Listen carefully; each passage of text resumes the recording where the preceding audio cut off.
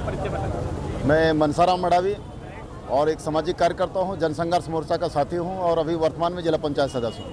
आज बालाघाट में धरना चल रहा है आज बालाघाट में जो धरना चल रहा है वो उसका प्रमुख विषय ये है कि हमारे जो बैहर विधानसभा के अंतर्गत 55 वनखंडों को रिजर्व फॉरेस्ट घोषित करने की प्रक्रिया चल रही थी।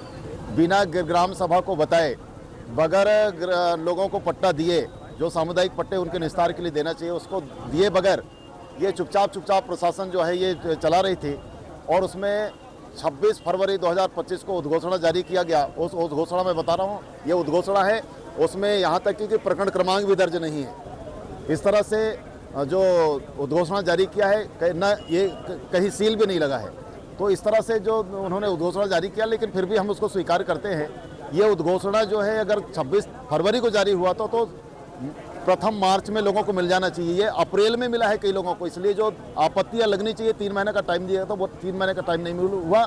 इसलिए जब हम लोगों ने कुछ लोगों ने आपत्ति लगाई, कम लोग आपत्ति लगाए, तो हमने फिर मांग किया कि उसको निरस्त किया जाए और पुनः एक अवसर दिया जाए। ये मांग किया है, लेकिन ये हमारे तरफ से अवसर की मांग किया गया था। लेकिन जब आप लोग बिना सामुदायिक दावा दिए, अधिकार दिए, अगर मान लो वन व्यवस्थापन की कार्रवाई करेंगे, रिजर्व फॉरेस्ट घोषित करेंगे, इसमें स्पष्ट लिखा है कि इसमें प्रवेश, दखल, लघुपन का संग्रहण प्रतिबंधित होगा और उल्लंघन करने पर दंडात्मक कार्रवाई किया जाएगा। अगर इस तरह से अगर होगा तो हमारी जो पहचान है, जंगल हमारे जो जीविका का आधार है, उसको छीन लिया जाएगा। तो हमारे लिए बहुत बड़ी चिंता का विषय है। उसी को लेकर के हम लोगों ने जो है लोगों के बीच में गए और वन व्यवस्थापन हो रहा है उसके खिलाफ एक आवाज़ उठानी है और ज़्यादा से ज़्यादा सामुदायिक दावे करना है, ये बात किए। लेकिन प्रशासन जो है इस आंदोलन को फीका करने के लिए उन्होंने कहा, क्या बोला कि तुम व्यवस्थापन नहीं बोल रहा हो, विस्थापन कराने की बात भ्रमित कर रहा हो।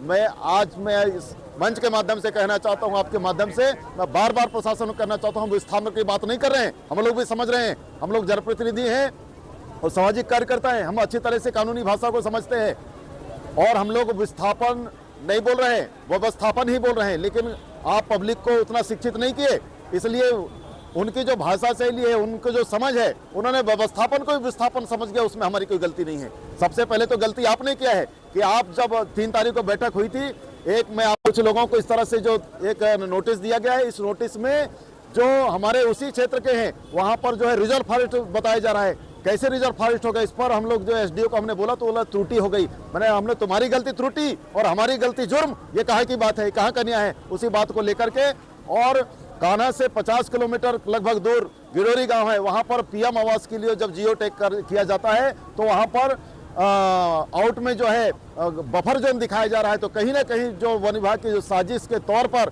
जंगल को हथियाने का काम किया जा रहा है, उसको लेकर के हम आंदोलन करने के लिए, और उसके साथ में अनेक और छोटे छोटे मुद्दे हैं हमारे जो क्षेत्र के मुद्दे, उनको लेकर भी। और सिर्फ बैहर बालाघाट की बात नहीं है, इसमें मंडला, डिंडोरी और जबलपुर क्षेत्र के भी मुद्दे को हमने जोड़ा है और उसको शासन प्रशासन को हम ज्ञापन सौंपा है।